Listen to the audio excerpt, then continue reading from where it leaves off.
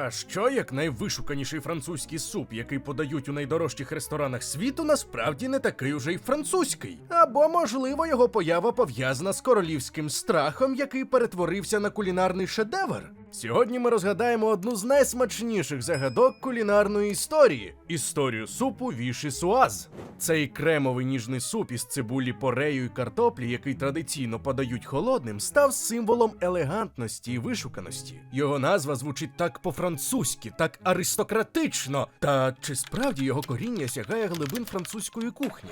Чи може його історія приховує несподівані повороти, які поведуть нас за океан до галасливого Нью-Йорка початку минулого сторіччя? На секунду зупинімося і нагадаємо, що наша команда запустила новий канал Джордано. Якщо вам цікаві загадкові сторінки історії, про які не розповідають на уроках, та й просто не любите нудьгувати, то підпишіться, посилання є в описі до відео. А якщо маєте можливість підтримати нашу роботу, то посилання на банку теж є в описі до відео. Проте просимо донатити лише якщо ви вже підтримали ЗСУ і можете підтримати і нас якоюсь гривнею. Дякуємо. Отже, що ж таке віші-суаз? Це не просто суп. Це кремовий, оксамитовий делікатес, приготований із простих, але гармонійно поєднаних інгредієнтів: ніжної цибулі порею, м'якої картоплі, насиченого курячого бульйону чи овочевого для вегетаріанської версії, і щедрої порції вершків. Його відмінна риса – це подача. Традиційно віші-суаз подають охолодженим, що робить його ідеальним вибором для спекотних літніх днів, коли хочеться чогось легкого, проте водночас поживного і вишуканого. У світовій кулінарії віші-суаз посідає особливе місце. Він символ елегантності, витонченості і високої кухні. Його часто можна зустріти в меню елітних ресторанів, а його назву асоціюють із французькою гастрономічною традицією, навіть якщо, як ми дізнаємося, його історія не така однозначна. Це суп, який вимагає певного рівня майстерності і уваги до деталей, щоб досягти тієї самої ідеальної консистенції, балансу смаків. Але чи завжди він був таким? І звідки він насправді походить? Перше ніж зануритися у справжнє походження віші-суазу, розгляньмо одну з найцікавіших і найромантичніших легенд, які оточують цей суп. Ця історія переносить нас до Франції 18-го сторіччя, до двору Людовика XV. Кажуть, що монарх був надзвичайно параноїдальним, зокрема щодо всього, що стосувалося його їжі. Він постійно боявся, що вороги можуть отруїти його страви, і тому вимагав, щоб кожен кухар куштував їжу перед ним.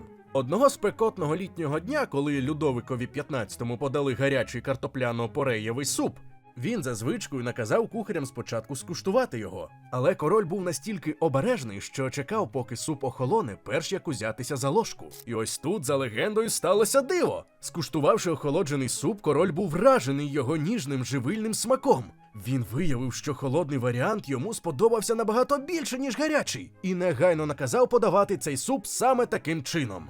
Ця історія, безумовно, дуже приваблива. Однак, як і багато гарних легенд, це, ймовірно, лише міт. Історики кулінарії і дослідники не знайшли жодних достовірних доказів, які б підтверджували цю версію. Але якщо не король Людовик XV, то хто ж тоді справжній батько віші-суазу? Відповідь на це запитання перенесе нас понад Атлантикою до галасливого мегаполіса початку 20-го сторіччя. Якщо ми відкинемо гарні, проте не підтверджені легенди, то справжнє походження супу віші-суаз поведе нас не до королівських дворів Франції, а до галасливого інноваційного Нью-Йорка початку 20-го сторіччя. Саме тут 1917 року французький шеф-кухар Луї Діа, який працював головним кухарем у престижному ресторані готелю The Ritz-Carlton, створив страву, яка назавжди увійде до історії кулінарії. Маємо зауважити, що літо 1917-го датою створення супу називав сам Діа в інтерв'ю The New Yorker 1950 року. Однак дослідники стверджують, що твердих документальних підтверджень року немає. Найраніша згадка у пресі – це стаття 1923 року в журналі La Revue Culinaire, де суп класифікували як американську страву. Натхнення для свого кулінарного шедевра Луї Діа черпав із спогадів дитинства. Він народився і виріс у містечку Монмаро, неподалік від знаменитого французького курорту Віші. У його родині, як і у багатьох багатьох французьких сім'ях традиційним був простий, але ситний картопляно-пореєвий суп. Луї згадував, як у спекотні літні дні його мати і бабуся часом охолоджували цей суп. Ця проста сільська традиція стала зерном ідеї, яка проросла у вишуканий делікатес. Працюючи в одному з найрозкішніших готелів Нью-Йорка, Діа прагнув створити щось особливе для літнього меню. Щось, що було б водночас свіжим, елегантним і відповідало б високим стандартам Рітц-Карлтон. Він узяв за основу той самий картопляно-пореєвий суп із свого дитинства, проте вдосконалив його, додавши щедрі порції вершків, що надало йому неперевершеної кремовості і шовковистості. Він вирішив подавати його лише холодним, підкреслюючи його бадьорячі властивості, особливо у спеку. Назву для свого нового творіння Луї Діа обрав на честь свого рідного регіону – міста Віші у Франції. Так з'явився крем віші-зуаз глясе – кремовий холодний суп із Віші.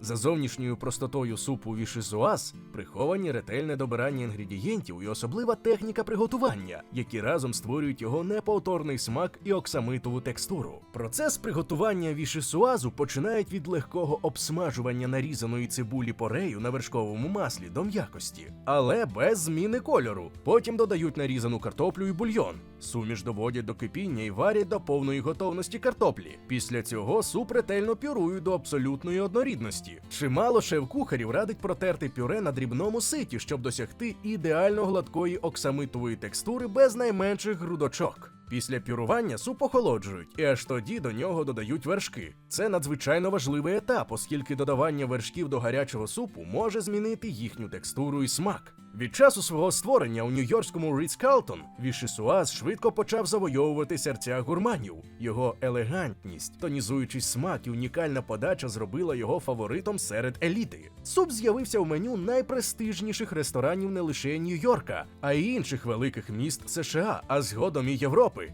Він став синонімом літньої розкіші і вишуканості. Популярність віші-зуазу зростала, і він почав з'являтися в кулінарних книжках, стаючи частиною класичного репертуару шеф-кухарів. Його рецепт передавали від покоління до покоління, адаптуючи до різних кулінарних традицій, але зберігаючи його сутність. Згодом віші-зуаз перестав бути лише сезонним делікатесом і став цілорічною стравою, яку подають як холодною, так і гарячою.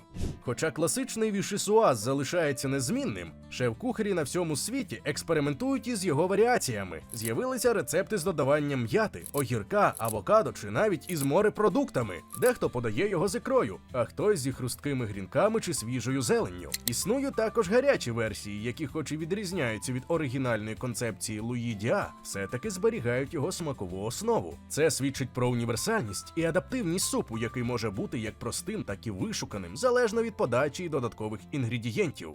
Сьогодні віші-зуаз залишається актуальним і популярним. Його можна знайти як у традиційних французьких бістро, так і в сучасних ф'южн-ресторанах. Це улюблений вибір для тих, хто цінує легкість, свіжість і елегантність у кулінарії. Його історія – це яскравий приклад того, як кулінарна інновація, народжена зі спогадів дитинства і прагнення досконалості, може підкорити світ і стати невід'ємною частиною глобальної гастрономічної культури. Його шлях від скромного домашнього супу до світового делікатесу – це свідчення того, що справжня кулінарна майстерність не знає географічних кордонів. Вона народжується з натхнення, спогадів і прагнення досягти ідеалу і здатна підкорити серця мільйонів незалежно від їхнього походження. Подвійне походження цього супу, французьке коріння, яке живило спогади Луї Діа, і американське народження, яке дало йому життя у вишуканому ресторані Нью-Йорка, робить його унікальним явищем у світі гастрономії. Це історія про те, як скромний домашній рецепт перетворився на світову кулінарну ікону, яка продовжує радувати гурманів у всьому світі.